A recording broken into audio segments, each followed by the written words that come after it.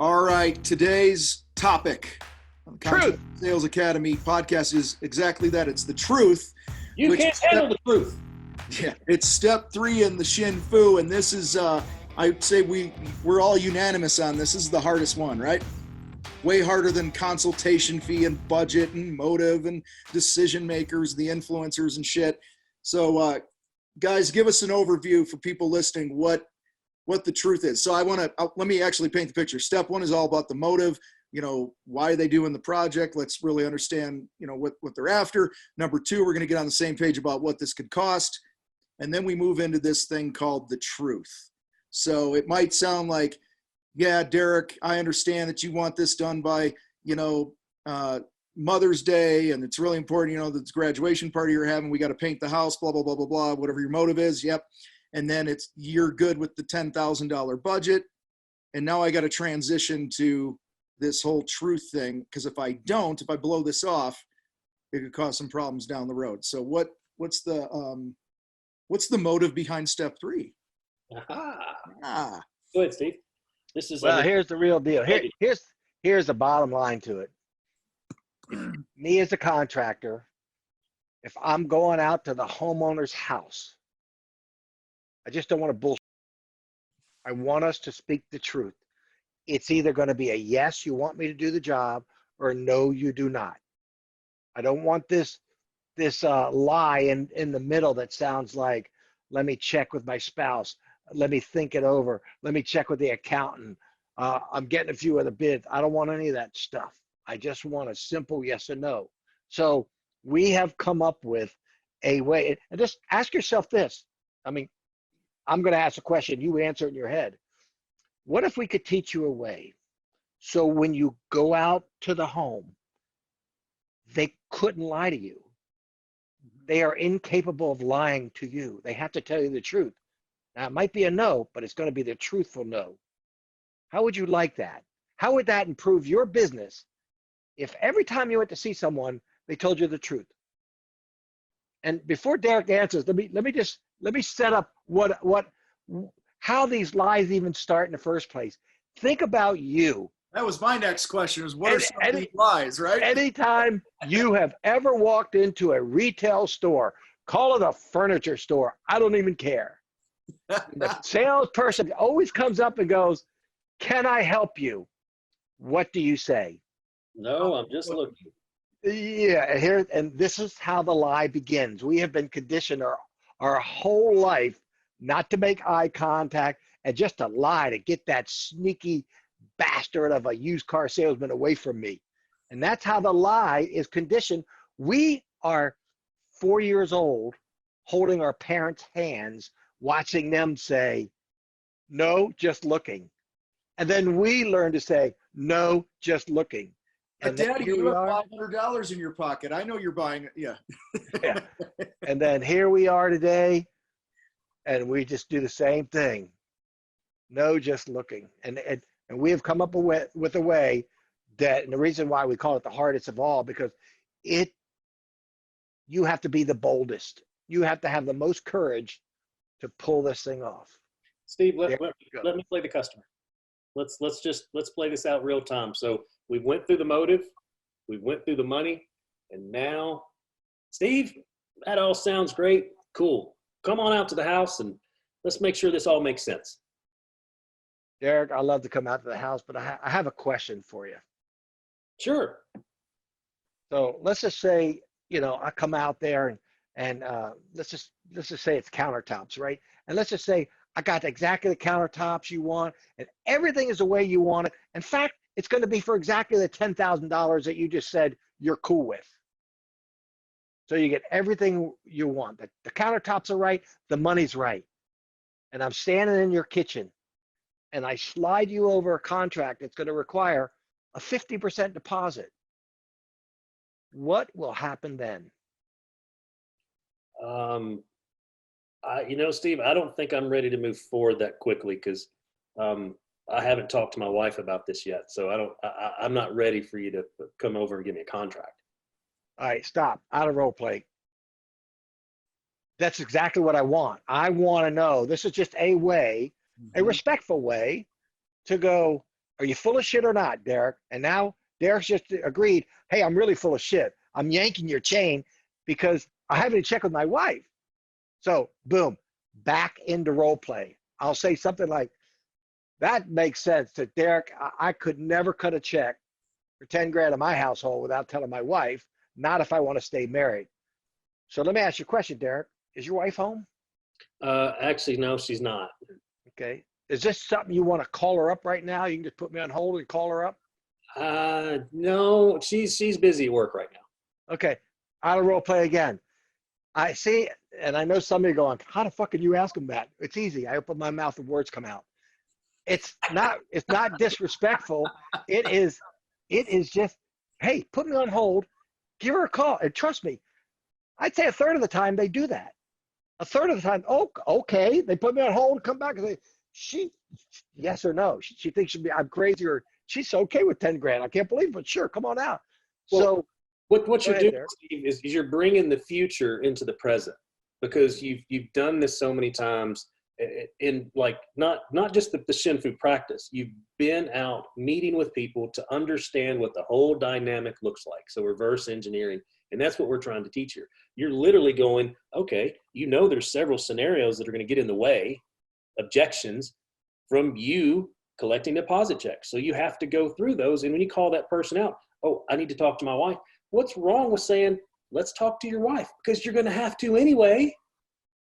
You're just bringing the future into the present. And that's what we're trying to teach here and help with all these word tracks that we're using. It's just like Steve said, I just open my mouth and it comes out because you know this stuff. And we're teaching you guys this stuff. So I'll give you more objections. Steve, you'll have something for it. I am trying to respectfully and politely call bullshit on Derek. That's what I'm trying to do. Yeah. No matter what he comes up with, I am going to have a workaround. Yeah. And if he really wants it, we become a team and he'll work around with me. But if he really doesn't want it, what's he going to do? He's going to come up with yet another bullshit objection and another one. So then after he comes up with 2 or 3 things, I will say something like, back in the role play, Derek. So Steve, you just don't come out to the house and just give me an estimate? Hang on for that one, because I will answer that in a second. But what I was going to tell him, Derek, if you're coming up with 2 or 3 things, I will say something like, Derek, it really sounds like you really don't want me to do this. Mm. Well, I don't. Maybe we're just not ready to do this yet. So maybe we're just not ready. So how about if we just reconnect when you are ready? That makes sense? Yeah, I'll call you back. Yeah, I can do that. Okay. So this is a you call me, not me call you situation? I'm probably not going to call you. You see what I did there? I'm saying in a nice way, Steve, I don't want to bother you. Okay, so let's go back to Derek's little monkey wrench he threw in there when you said you just don't come out to the house. Yeah, you just don't come out here and give me an estimate. I mean, I know you're saying it's 10 grand over the phone, but I mean, don't you have to see this stuff and confirm it? I mean, yeah, I do come out to the house, and I want to come out to the house, but I charge a really big, a ridiculously high consultation fee just to come out to the house. Now, so when I come out there and we agree on everything and we work out a deal for these countertops, there is no consultation fee. It's free. So this is why I just want to make sure that you're really ready for these $10,000 countertops before I come out and see you. I thank you for sharing that number. $10,000 is definitely, we didn't even have a budget, but I know that we don't have that kind of money for countertops. So, I mean, at least, so even if you come out here, it's still going to be 10 grand. Correct. But I do have one last question for you. Okay. What is your budget? We didn't have one, but now that you brought that up, definitely checking with the wife, because I guess I'm just researching right now. 5,000, I know, just because I know what's in our checking account, we can't spend anything over 5. So Derek, would you be mad at me if I told you, I'm sorry, but I got nothing for 5 grand that's going to make you happy? No, I won't be mad at you at all. I mean, you've evidently saved me a whole lot of time because I can't afford you. Okay, so, because I don't have anything for $5,000. Okay, well, I'll call you back. Okay, good. I'm just gonna sit here and hold my breath until you do. How's Because that? people will do that. They literally, when Yep. you take it all away from them, they go to their default system, just like you were saying earlier. It's like, no, I'm just looking. They'll still say, well, okay, I'll call you back. So what all we're trying to do here is just, again, respectfully and politely call shit on people. That's really all we're doing. And you know what? Because I come from my deepest thought is I deserve respect. I don't think someone has the right to lie to me because I'm a contractor and because we've played this salesman customer bullshit role since the caveman was selling, clubs back in the day. I deserve, and you deserve, if you're listening to me, to be respected. Mhm. Tom always talks about bringing respect back to the trades, and that's exactly what he's talking about. We, for some reason, allow ourselves to be shit upon, or is it shat upon? But whatever. Yeah, but I don't believe that. I believe I don't care if I'm a trash man, I'm a countertop guy, I'm a painter, I'm a pond guy. Mhm. You know what? I have the right to be respected. And you don't have the right to lie to me and run me around and play this stupid game with me. You don't have that right to do that. At least I'm not going to let you do that. Yeah. I've always, it's so funny because you two seem to have always come, I've known you guys forever. You come to at step 3 from this whole, I don't want to be bullshitted later, right? There's another side of this step 3, the truth, that I feel protects us as a contractor as well. And I know a lot of people, they message us, they ask this, and I've always come at it from this way. Certainly the truth about not bullshitting each other and what's really going to happen is massively important. But one of the questions we get all the time is, well, gosh, what if I get out there? Maybe I looked at a picture, we did a FaceTime, and then I get out there for this appointment. Then I see something, right? I see something that's going to, like, oh my God, I can't do this for 10 grand. And this is where I'm like, if you don't do step 3 and vanguard this, then if you go out there and see something that's going to be more money based on site conditions or access or whatever it is, now you're just the typical bait and switch salesperson. And so to me, step 3 is also about protecting yourself from committing to something that you can't do. So like if I gave Derek a price of 10 to 12 grand, he goes, yeah, I'm totally cool with that. And I don't do step 3. And then I get out there and I go, actually, Derek, it's going to be 15 grand because of this. Derek's going to be pissed off. Yep. Okay. So step 3 to me is, go back to the countertops for 10 grand. Derek, you're in it now. You do it. Hey, Derek, listen, I'm glad that you're cool with the 10 grand. But listen,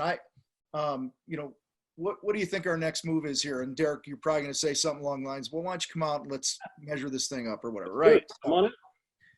Derek, super fired up to come out and meet with you and get this thing rolling. But I just wanted to share one thing quick here. And it's simply this, that on occasion, I'll get out to a job site after a conversation like this, and I'll see some crazy game-changing situation. Maybe there's access to something. Maybe there's something with your kitchen cabinets that isn't going to allow us to use a certain countertop, whatever it might be.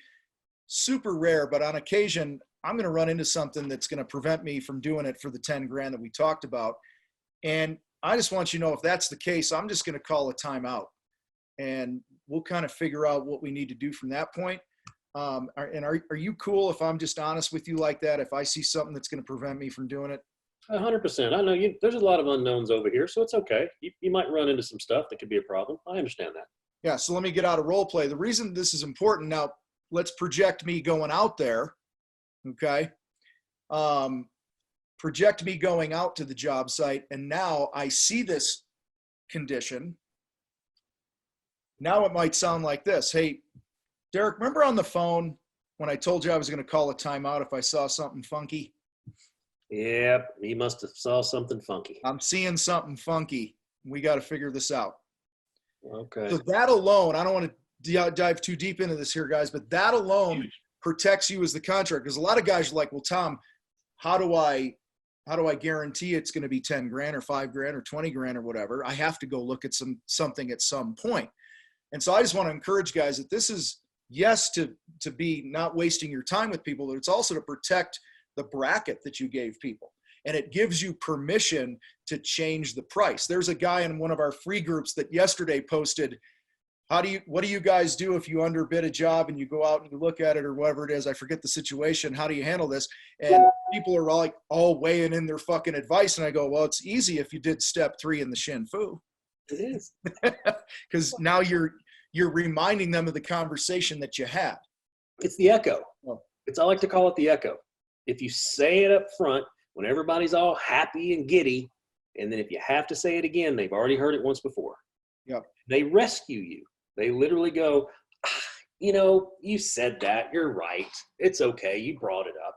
It's like Steve and you and I were talking about the Eminem in 8 Mile, the rap, the ending rap where he literally, the rap battle's going on and he decides to say all the bad shit about himself to take it away from the other guy. So now the other guy doesn't have any way to, make fun of him. Like he took it all away and the guy just stood there just dumbfounded. Like, well, hell, I can't even say anything. And that's really what's happening when you set these expectations. When you go through the yes or no, it's, will you be candid with me when I come out there and for some reason you don't want to hire me? And I need to be candid with you if I see a game changer and I can't do it for this price. I need you to be okay with it. You're taking that all away so that when it happens, they've already heard it and all they can say is, okay, cool. But then that's when you talk about price too, right? So if we're doing the truth, I got to tell you exactly what's going to happen. But also, Tom, I know this is $10,000, but we've seen other projects like this that things got crazy and it cost another $1,000. Is that going to be a game changer? Mm-hmm. Then they know. And then they're like, honey, he said it could be another $1,000 above the 10. Are we okay with that? See, and right here, this upfront, honest conversation that you're having with people is 180 degrees different than most contractors, right? Most contractors, what's one of the biggest complaints that I hear about contractors is they handed me a surprise bill at the end. Or they came out, they said it was going to be this much, and then in the middle of the project, they said, hey, Steve, if you want us to finish this thing, we found this and it's going to be another $8 grand. And you're going, are you kidding me? It's like, if we don't cover that shit up front, we're just the typical asshole contractor that has a bad rap, even if it's a legit thing. Okay, but by doing step 3, you're giving yourself permission to have that conversation later. Well, let me bring this up because Steve, we can actually, as contractors of all trades, we can identify with this. Steve, you and I, we dig in the ground. So there's going to be unforeseen things underneath the soil that we don't know about. Contractors working inside of houses, ma'am, sir, there's going to be unforeseen stuff behind that wall that I don't know about. Mm-hmm. So if you have that conversation, which I do, for me, there's 2 areas in my town, Mount Juliet and Franklin. If I go to those areas, we pretty much might as well just take a jackhammer. It's just a given. So when they go to my website and they see pricings for packages and we have that conversation for this, whatever this pond is, it's going to be 20 grand. And I know I'm going to Mount Juliet. I have to go, okay, now I have what I call a stop work clause and I'm going to hit something. Now, every now and again, we get lucky and we just dig right through that. It's not an issue. But Tom, I know you're comfortable with spending 20 grand, but what if I told you, well, we might have to jackhammer for 2 more days and that's another $2,000 a day. This $20,000 project could be $24,000. Are you going to be okay with that? Oh man, it's already a stretch hitting the 20 grand, Derek. I mean, can you write a not to exceed in there? Is that a? I can't, because I don't know. I mean, when you look around your yard, do you see a bunch of rocks? I mean, have you planted any plants around your yard or anything? Do you hit rock at all? Yeah, I do. But sometimes we get lucky. Mm-hmm. So, but other times, your particular job, because of where you chose to live, beautiful place, mind you. Don't you guys just use machines anyway, and it's just easy to dig? Easy doesn't translate into free. Like that one. Yeah. See, this is why we practice so much, because it just came out. Hi, Keller. So Keller, it's funny. Steve got up, closed that door. He came back and you walked in and opened it. It was just kind of funny. I watched it all happen behind Steve here. So. Not sure what's going on, but from my vantage point, it was funny. You know, the funny thing is, she can't hear anything because it's all in my ear. She's back there having fun with it now. Oh, that's great. But that's why we practice this stuff and go over this stuff so much, because those things I can easily go, no, Tom, I'm not, fuck it. Just because it's easy doesn't mean it's going to be free. It's just unfortunately where you chose to live, you know, it did cost more to do shit in your yard. Sorry. What I love about the practice, and I love even with you guys, because we've done it. I've seen you guys do it in role plays on our training calls and the bridge and all that other stuff through the years. When you have the confidence about practicing and getting coached and being better, what's really common and really cool for me to watch is one of you guys or somebody who's been doing this a long time, who's really slick. Every now and then in a role play, someone will throw you something and you just kind of, you own it immediately. Like, wow, you got me on that one. I got to give that one some thought. Thank you for that. Like that's the spirit that we need to have towards practice, is that, man, if there's anything in me that feels like I'm getting flustered when something's being said, that's exposing the fact, hey, I got to work on that one. You know, I've seen both of you guys do it through the years, literally on real role plays where you're like, fuck, man, yeah, I need a minute. Yeah, let me back up on this. Let me review tape, because it's not going to happen again. So let me set an expectation too. And this is something I've noticed, even with the times going on right now with COVID-19, social distancing, because I still have to go and pick up a deposit check. I still have to go out and you know, look at sites and stuff. And I, with the utmost confidence, will tell you, Tom, I'm coming out there and I'm gonna pick up a deposit check, but you know, we're following all CDC rules right now, and I'm respecting social distancing for you and for me. So when I come out there, I want you to be okay that I'm going to keep my distance, and I would like to be able to actually just go in your backyard. I don't feel comfortable coming in your house to protect you and me, and to protect my family, your family. So I just want to talk about that before I come see you, of what that looks like. So I would have never probably said that before, but this whole thing that we're going through, I can literally go, wait, I'm not just going to knock on your door, you know, because I'm even hesitant to knock on your door. You know, I don't know who was there before when you really think about this stuff. So yeah. I'm setting expectations to just meet me in your backyard, leave your back gate open. But where I'm going with this is I still see people not respecting the social distancing, even when I show up. And I have to remind them of that. You know, I know this is awkward. I'm just going to step away, you know, because just to be safe. So take this situation and put it into the old contractor situation that we experienced before.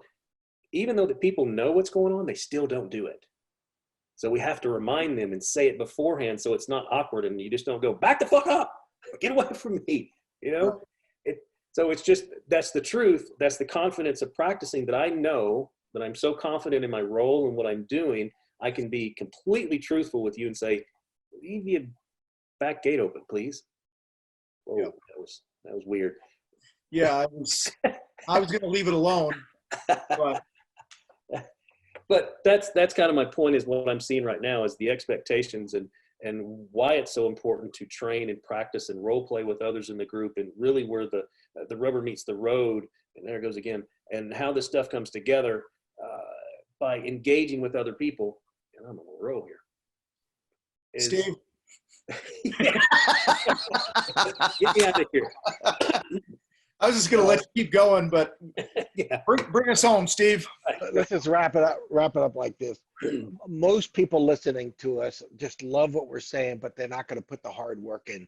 What you really hear us all talking about is thousands of hours of practicing and doing it for real. So you can learn a different way to talk to people. I mean, we've always said that if you were going to build a business, a thriving business, you got to know three things, basically. Basic math, like if it cost me $1, charge $2. Number 2 is learn how to communicate with people. That's what we're doing right here. And number 3, you got to be able to treat people well, like teammates, employees, so they want to stick with you.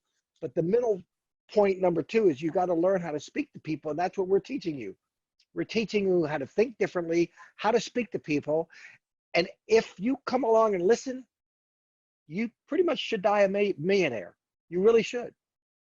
I mean, you're level of communication skill with your fellow human being is in direct relationship to your income. You decide. You Like pick that. your pain. Let me Yep. put it like this. Pick your pain. The pain of learning something new and dying a millionaire, or pick the pain of living the current life that you have right now. You choose. Well, no better way to end that than with that. Drop that mic, drop your earpiece or whatever you got there, Steve. And guys, if you've found any value in this show whatsoever, give us a rating, share it with another contractor. Head to contractorsalesacademy.com/demo if you want to peek under the hood, get on the phone with one of our teammates, and they'll kind of show you around and answer any questions. If you're considering that. If you have a team of salespeople and you're sick of paying them to run around and chase unicorns and stuff like that, reach out. We do some private workshops, half-day seminars, things like that.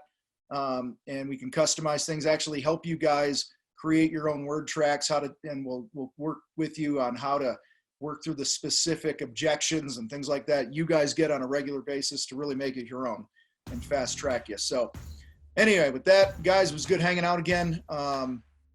Have an awesome day, and we'll see you next time.